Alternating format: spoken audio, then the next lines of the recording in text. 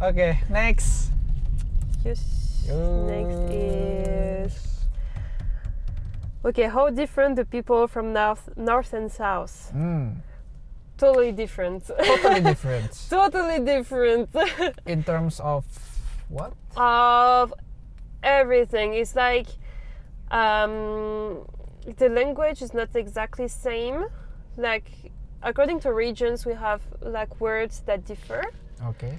And like north and south is basically opposite.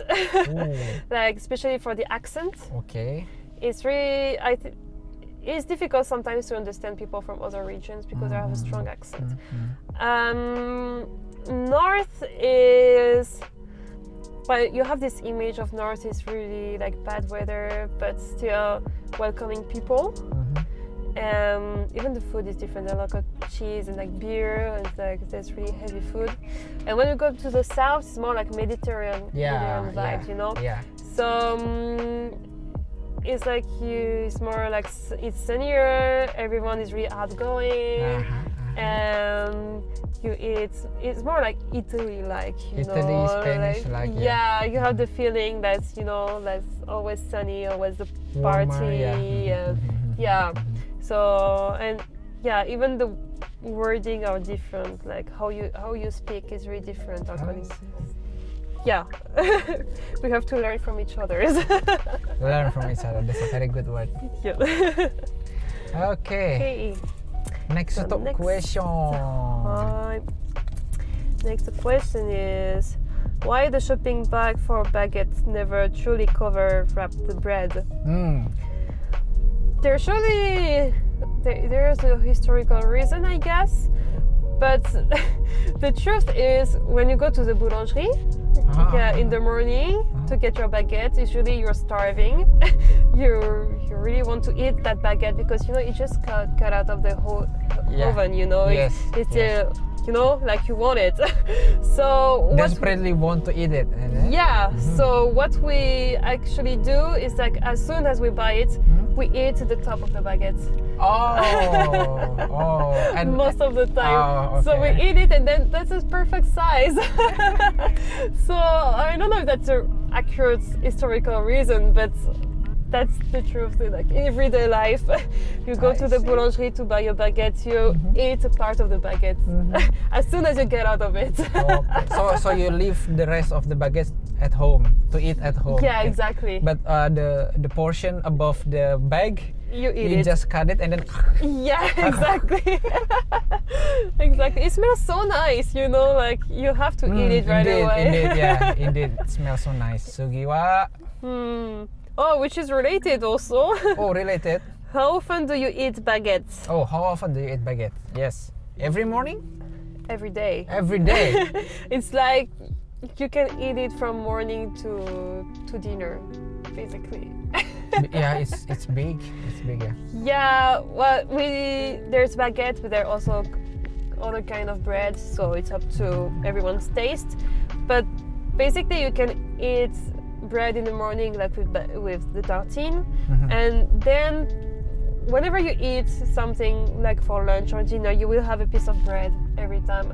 And because we have a lot of dishes with sauce, so we use the bread to like clean the slate, like to take the sauce and like really eat it to the latest drop, Okay. So that's what we call saucer. Saucer. Saucer, yeah, that's the verb for this action, taking the bread with the sauce and eat it. Saucer. Saucer. Yeah. So, and when you go to restaurant, for example, they give you bread for free. Like you have a bag, like basket of bread, they put it on the table, like it's automatic, Yeah. Next. Next. Why there are so many French bakery or restaurants in Japan? I think because Japanese people do love French culture in general. Yeah, And that's why do they love the culture so much? I mean, why Japanese people? Yeah. I think they have an image of France which is really classy and romantic. Romantic. Yeah, especially when you talk about Paris, Paris, city of love. you know, with the Eiffel Tower. Yeah, Eiffel Wow, Tower. so romantic. So I think that's the kind of image that Image they like, yeah, oh. especially because French music, like old French music, has been popular at some point here, Yeah, yeah. and it was basically love songs. So I think that's also why they have this image This of image France. of, yeah. And history of like Relationships, sharing yeah, and and stuff. sharing. So Diplomatics, yeah. and diplomatic, and business and stuff. Business. So yeah, I think that's also why.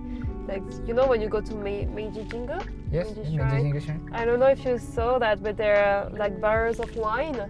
Oh, yeah. And it comes from my region. It comes from Bulgaria. Really? Yeah. Whoa, I didn't know that. And these have been received by Emperor Meiji. Emperor Meiji. Yeah, because Emperor Meiji wanted like to show how good our relationship were between France and Japan. So you had these barrels to be displayed Wow. at this shrine. Yeah. Imperial Palace, yeah. Yeah, exactly. So Nice. that's a long history. Ooh, wow. Yeah. Good to know. Thank you. That's really funny for me to go to this Meiji Jingu and see the barrels, and I'm like, oh, I know this place. It's just nearby. So yeah, that's great. Wow, okay.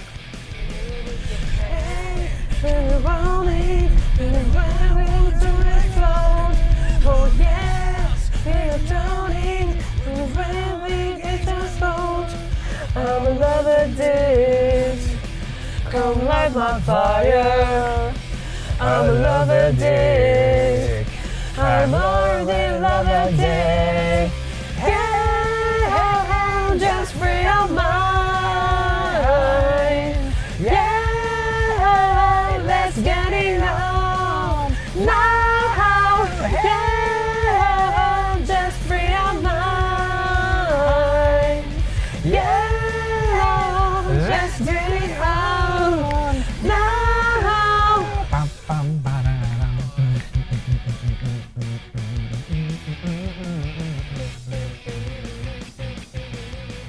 Okay. Okay, Next question. next questions. Oh, which is also related. Oh, that's so good. Still related to the topics. Yeah, is it true that French is the most romantic language in the world? Questions of the century. Is it true? Well, to me, it's not. It's because, well, France is known for the writers, right? There's a lot of famous writers Okay. who used to be really romantic. Well, in fact, you know, when you The poetry? poetry, like in poetry and art in general, you have the romantic, how can I say, century. Oh, okay. Yeah, and this movement came from France. France. So, like in art and like literature, you had this movement, like the romantic movement. So I think that's why people around the world think that French language is romantic.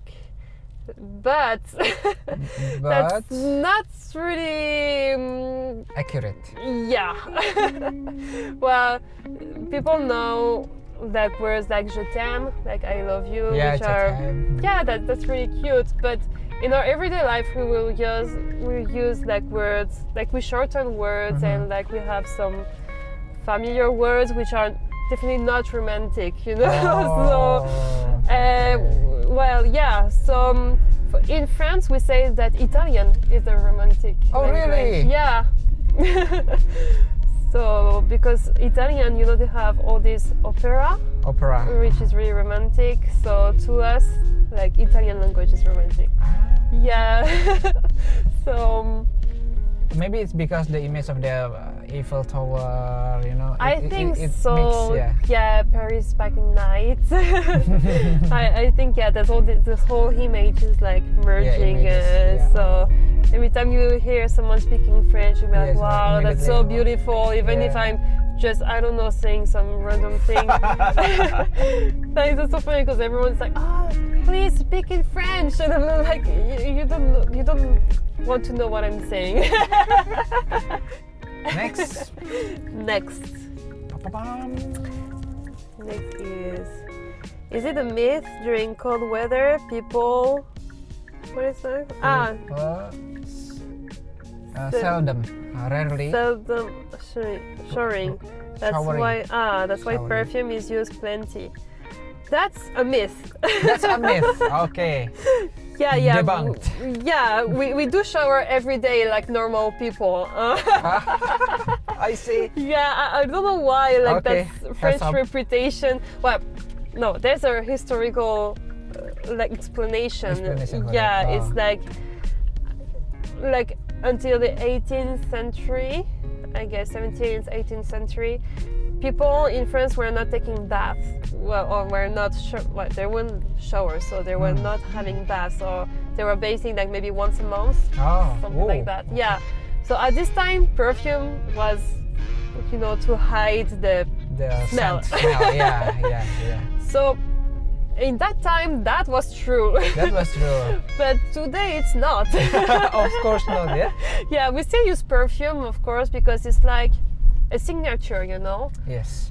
So we say that when someone is leaving a room, like the smell of the perfume that stays is like the signature of the person. Okay. Yeah. It lives in memory. Oh, this Yeah, scent reminds me of that exactly. person. That's why you have to be thoughtful when you Yeah, choose yeah. your perfume to be Perfumes. sure that it's accurate to your personality I and see. stuff. Yeah, so it has a meaning, in France, but like we do shower, okay? すみませんでした。失礼しました。Yeah. Not true, eh? Everyone. Be careful. Be careful. Not true. Be careful なのよ。危ない。So all of the questions already answered, everyone. Yep. So thank you very much for your time for answering the question. Of course, Dora-san, really glad to have you here. Really, we appreciate you.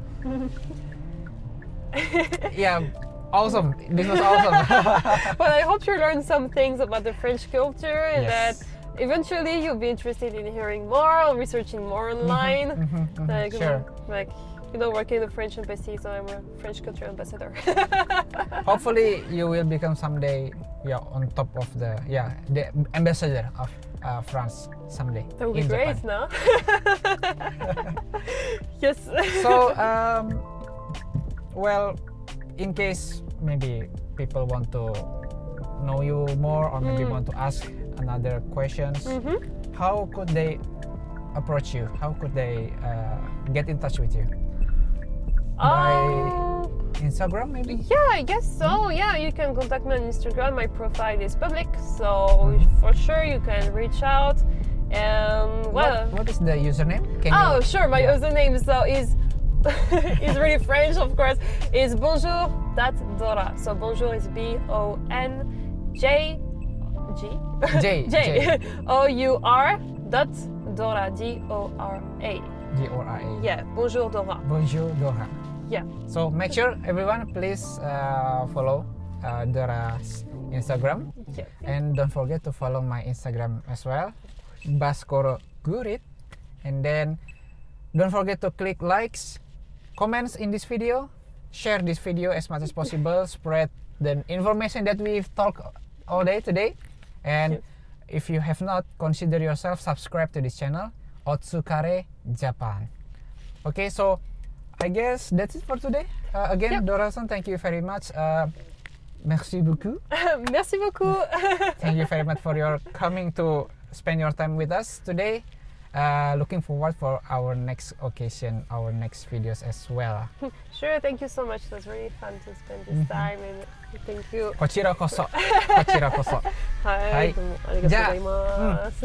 また今度ですね。Until next time. はい。 Thank you everyone. See you again and goodbye. Bye. Au revoir. Au revoir. Mom, I'm sorry for playing summer games. We're soft like cherries. We're about to explode.